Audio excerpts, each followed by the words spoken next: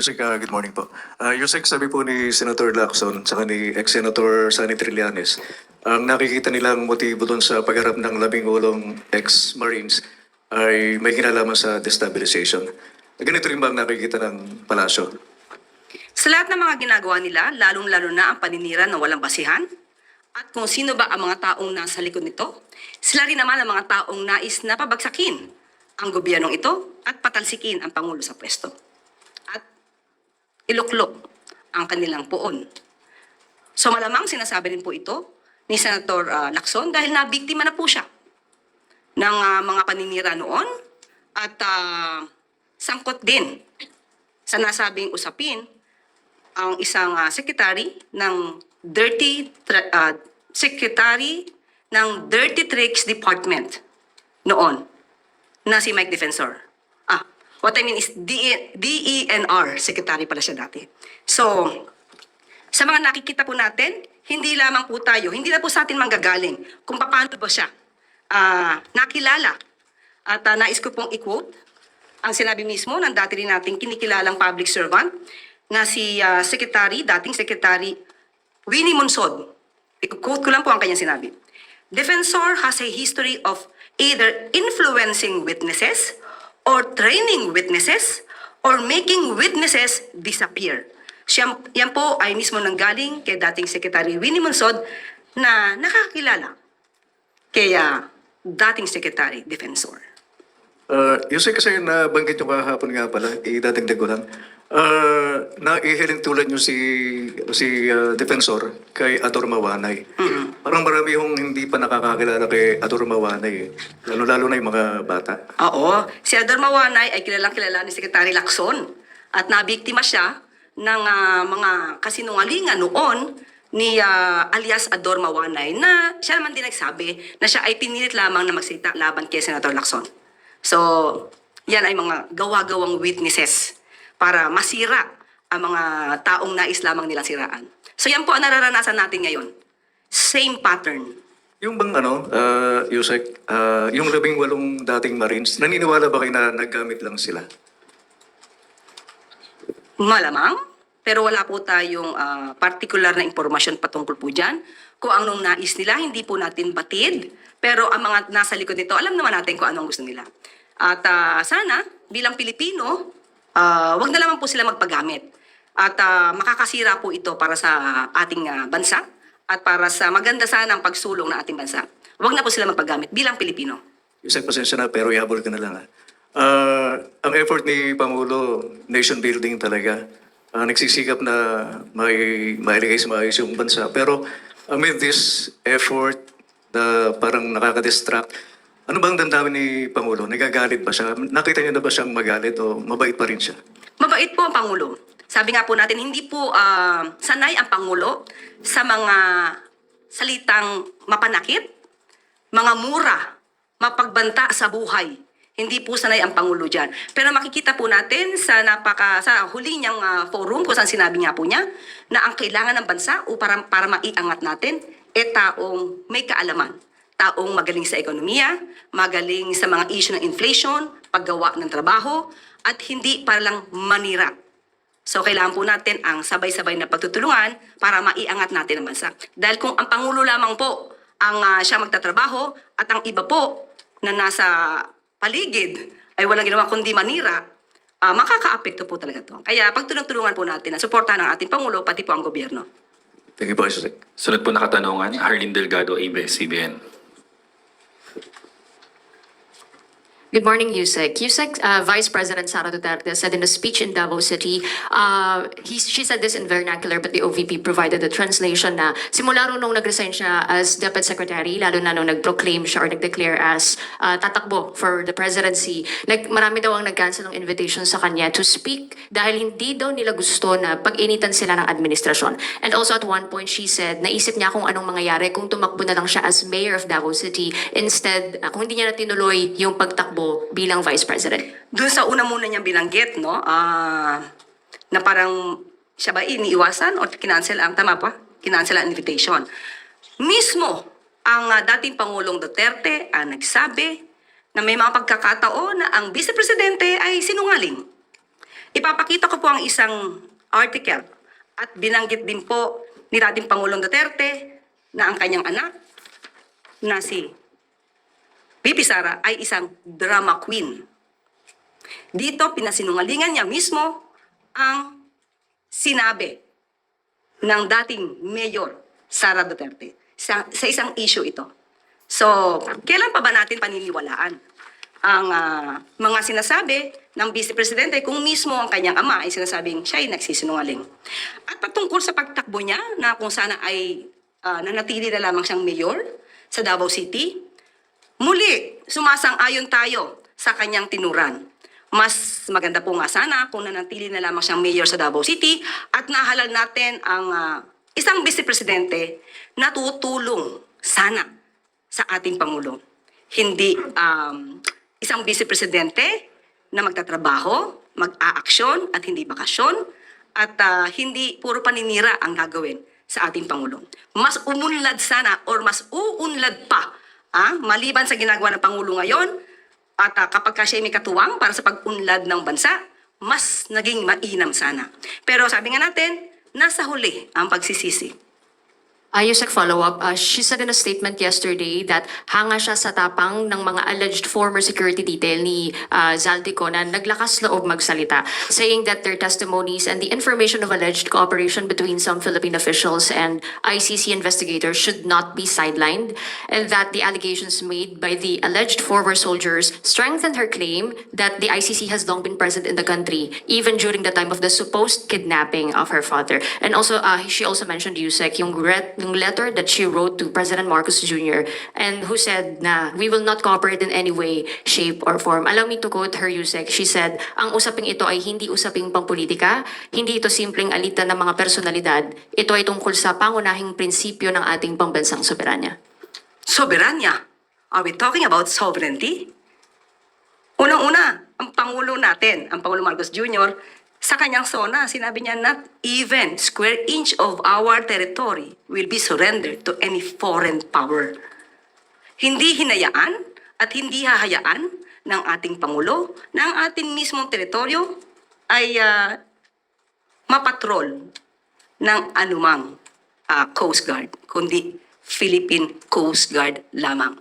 Hindi natin gagawing probinsya ang ating bansa ng ibang bansa. So patungkol po sa sinabing pakikipag-cooperate sa ICC, nananatili po tayo na ang ginagawa lang ng administrasyon ay ang pagtupad sa sarili nating batas at ang ating obligasyon sa Interpol. Pati na po ang tinatawag nating residual obligation. Malamang nakakapagsabi lamang siya nito dahil ang ama niya ang nililitis ngayon sa ICC. At patungkol sa 18 na former Marines, na ang 4 doon ay hindi pala.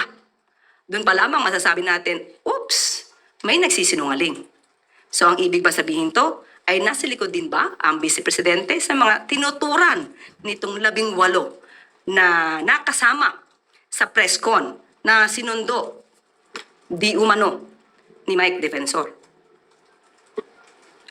Follow-up question, Mads Maratello, Net25. Hi, ma'am. Ma'am, kanina nabanggit nyo na parang nagsisi yung Pangulo na kinuwang running mate, si VP Sara. Kailan siya nagsisi, ma'am? Wala po tayo sinabi nagsisi. Ang sinabi lamang po natin ay malamang tama po yung tinura ni VP Sara na dapat hindi na siya tumakbo na Vice Presidente. Ang sabi po natin, sana nga para yung Vice Presidente na nahalal ay makakatulong sa Pangulo. Pero wala po tayo sinabi nagsisisi ang Pangulo na kasama at nahalal ang Vice Presidente. Ma'am, nabanggit nyo po na nasa huli yung pagsisisi. Yun po yung normal na kasabihan. Pero never po na sinabi ito ng Pangulo. Thank you po. Another follow-up po, Christian Bascones, PRTV. Ma'am, sinabi ni Pangulong Marcos na ang dapat na umupo bilang presidente sa susunod na sa kanya ay isang marunong sa ekonomiya. Ngayon na nag-declare si Vice President Sara Duterte na tatakbo siya next elections, sa tingin po ba bilang nakasama ni PBBM sa gabinete before si VP Sara as secretary, marunong ba sa ekonomiya itong si VP Sara? Kayo na po magtanong mismo kay Vice Presidente. Hindi po natin masasabi kung hanggang saan ang kanyang kaalaman. Kayo na po. Hindi ko alam kung hanggang saan. Maraming salamat. Sunod na tanong, Ivy Reyes, Bilyonaryo. Hi, Yusek. Good morning. There's information that Secretary Populotili of DNR has resigned. Can we confirm that with you? Hindi po. Hindi po siya pinag-resign at meron po tayong babasahing announcement. Itinalaga ni Pangulong Ferdinand R. Marcos Jr. bilang Acting Secretary ng Department of Environment and Natural Resources si Undersecretary Juan Miguel Cuna. Si Secretary Rafael Lotilla naman ay itinatalaga ng Pangulo bilang Ambassador ng Pilipinas to the Holy See. Bago maitala bilang Acting Secretary ng DENR, nagsimulang manilbihan si Cuna sa departamento mula 2008 bilang Provincial Environment and Natural Resources Officer hanggang 2010. Naitalaga rin si Cuna bilang Direktor ng DENR mula 2010 hanggang 2015 at naging Assistant Secretary noong 2017 at Undersecretary ng parehong taon. Naging law professor din si Acting Secretary Cuna sa Arellano Law Foundation at Director 4, Legal Officer ng Presidential Legislative Liaison Office ng Office of the President noong 1998 hanggang 2001. Upang masiguro ang tuloy-tuloy na operasyon sa DENR, nagpapatuloy ang matiwasay na transisyon sa pagitan ni Secretary Lotilla at Cuna. Samantala, nagpapatuloy naman ang proseso ng pagpasa ng mga pangalan ng acting secretaries para sa kanilang confirmation. Ma'am, kailan po na-appoint as ambassador to the Holy See si Secretary Lotilla? Ibibigay ko po sa inyo ang papel. Mamaya-maya lamang po. Opo, but he did not resign. Hindi po siya nag-resign. At hindi po siya pinag-resign. Opo. And Yusek, on to my other question. The defense justified the term neutralized to mean that FERRD did not have a hand in the killings and that it means to arrest through legal means. Isa pa pong argumento ng defense ay hyperbole lang ang lahat ng pronouncements ni former President Duterte and shouldn't mean that he was ordering the killing. Any statement or comment from the palace po? Okay. Tingin ko dapat prosecution ang sumasagot niyan. But I just came to realize why Attorney Kaufman used the word neutralized Duterte and his legacy. Sa ating pananaw, ginamit niya ang word na neutralize para hindi masabi na yung word neutralize sa Filipino term natin ay to kill. So ginamit niya to para in general magagamit siya in some other way.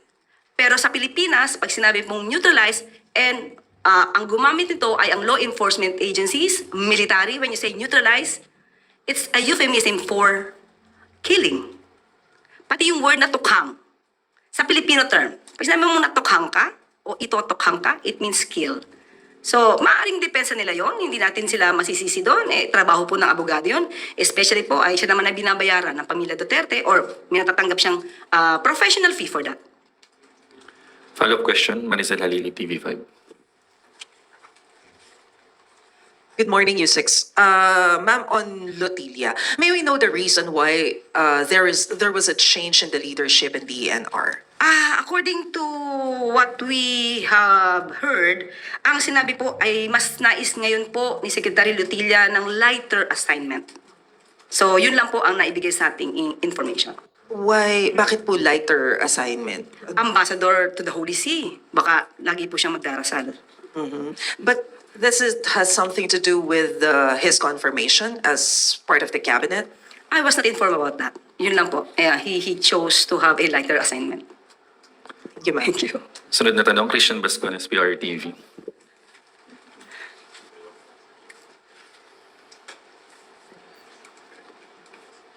User reaction po ng Malacanang doon sa statement ng former President Rodrigo Duterte's defense team claiming that drug-related killings were not unique to this administration and even allegedly increased during the first 2 years of President Ferdinand Marcos Jr. cited the Haas Project and claimed drug-related killings remain sky high even after former President Rodrigo Duterte left office. Pag-amin ba yun na talaga may patayan sa panahon ni dating Pangulong Duterte? Unang-una, nakakapagtaka na ang kliyente po niya rito ay ang dating Pangulong Duterte. Pero bakit ang mata niya nakafocus kay Pangulong Marcos Jr.? Depensa po ba niya to? Kasi kung depensa po niya, ito nakakatawa.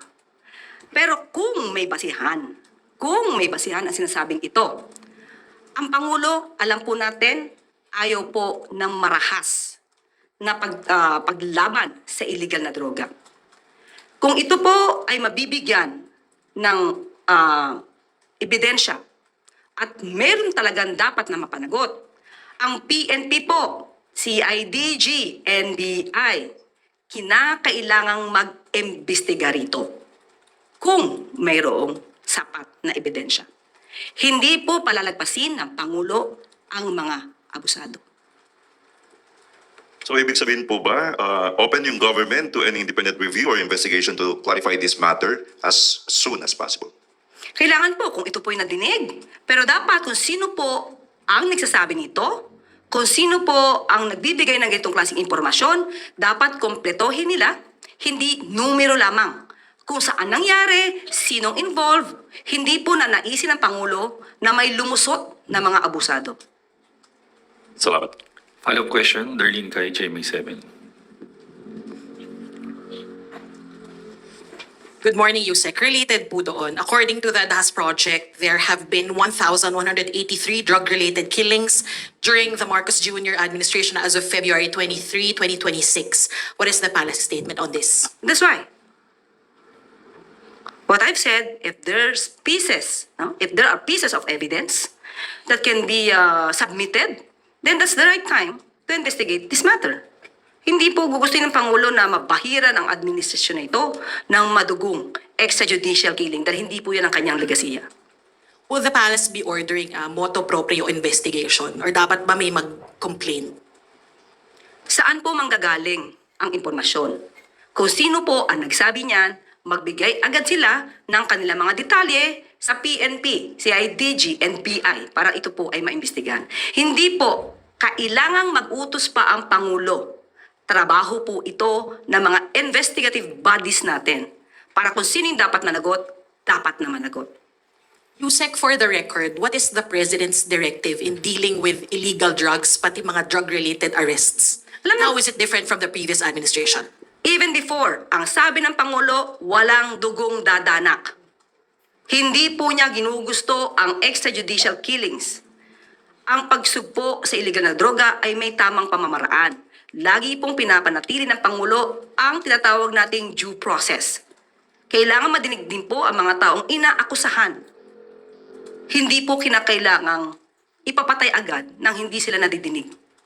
Hindi po yan at wala po sa konstitusyon natin ang salitang death penalty. Hindi po ito pinapatupad sa bansa natin. Sulit na tanong, Maricel Halili, TV5. Yusek, follow-up. In an interview, Attorney Kaufman was asked if he has a message for you, and he said, if she wants to invite me to Manila, I'd be happy to come in and discuss the interim release of Duterte. What's your response? First of all, I'm not inviting him. If ever, everybody is welcome to see the beauty of our country. Welcome man, lahat ng turista, pati pamilya, kasama yan. And if he will be coming to the Philippines, I am more than happy to treat him. Buy him balut, bagoong, kwek-kwek, ayudi, adidas. But I will not discuss about the interim release because it has already been resolved by the ICC. So pag-uusapan lang namin ang ganda ng Palawan, El Nido, Manila Zoo, lahat po yan. Yun lang po.